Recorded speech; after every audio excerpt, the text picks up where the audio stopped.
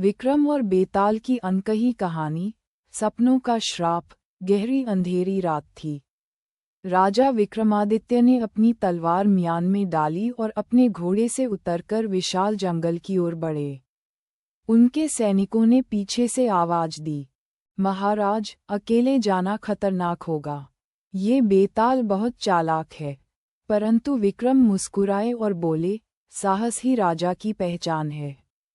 मैं उसे एक बार फिर कंधे पर डालकर लाऊंगा। जंगल में सन्नाटा था।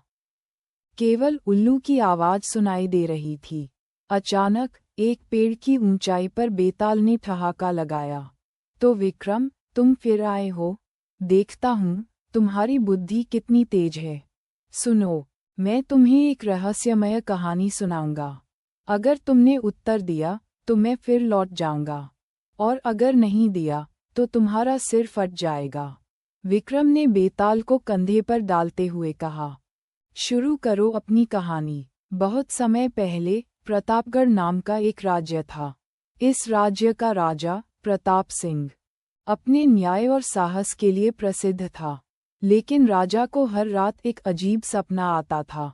सपने में वह देखता कि वह एक घने जंगल में भटक रहा है। वहां उसे एक स्वर्ण महल दिखाई देता, जो इतनी चमकदार रोशनी बिखेरता कि आंखें चौंधिया जातीं।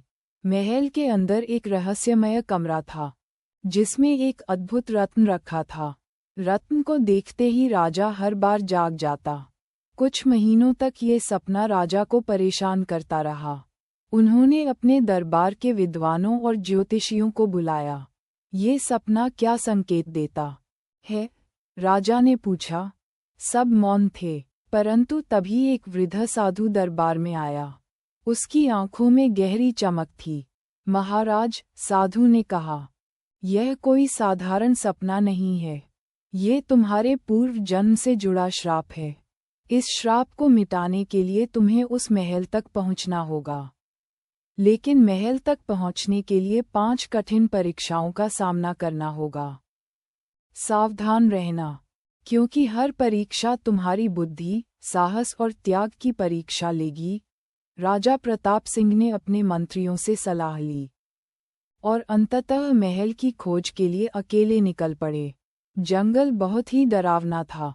वहां कभी अजीब आवाजें सुनाई देती, तो कभी ऐसा लगता कि कोई उनका पीछा कर रहा है।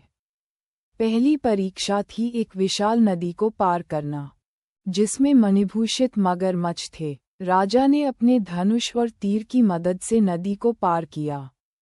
दूसरी परीक्षा थी एक जादुई भूलभुलैया, जहां हर कदम पर भ्रम पैदा होता था।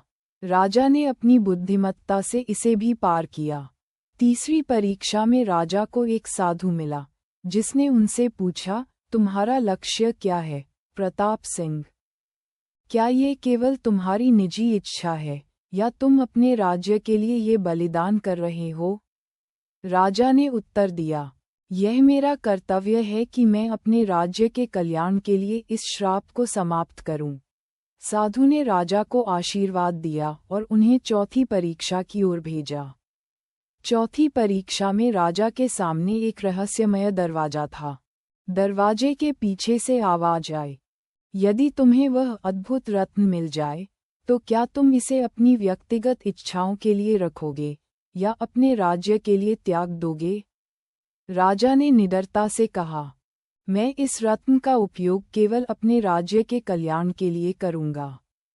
एक राजा का पहला कर्तव्य अपनी प्रजा के प्रति है। जैसे ही राजा ने ये कहा, दरवाजा खुला और वह स्वर्ण महल के अंदर पहुंच गए। महल के अंदर वह कमरा था जो उनके सपनों में आता था। कमरे के बीचों बीच एक चमकता हुआ रत्न रखा था। जैसे ही राजा ने रत्न उठाया, एक गूंजती हुई आवाज आई, प्रताप सिंह, ये रत्न तुम्हारे राज्य को समृद्ध बना सकता है, लेकिन यदि तुम्हारा इरादा गलत हुआ तो ये तुम्हारा सर्वनाश कर देगा। सोचो और निर्णय करो। राजा ने रत्न को उठाते हुए कहा, मैं इसे केवल प्रजा की भलाई के लिए उपयोग करूंगा। तभी रत्न ने तेज प्रकाश छोड़ा और पूरा जंगल आलोकित हो गया। राजा का सपना समाप्त हो गया। बेताल ने कहानी समाप्त कर विक्रम से पूछा, राजा प्रताप सिंह का निर्णय सही था या गलत?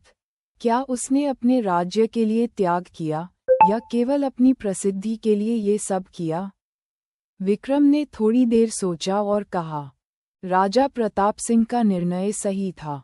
एक सच्चे राजा का कर्तव्य है कि वह अपने व्यक्तिगत हितों से ऊपर उठकर अपनी प्रजा का कल्याण करे। उनका निर्णय स्वार्थ नहीं, बल्कि त्याग का प्रतीक था। बेताल जोर से हंसा। विक्रम, तुमने सही उत्तर दिया, लेकिन मेरे बिना रहस्यमय रात अधूरी है। मैं फिर लौट रहा हूँ। ये कहते हुए बेताल गायब हो गया। राजा विक्रम ने एक बार फिर तलवार को कसकर पकड़ा और अगली चुनौती के लिए तैयार हो गए।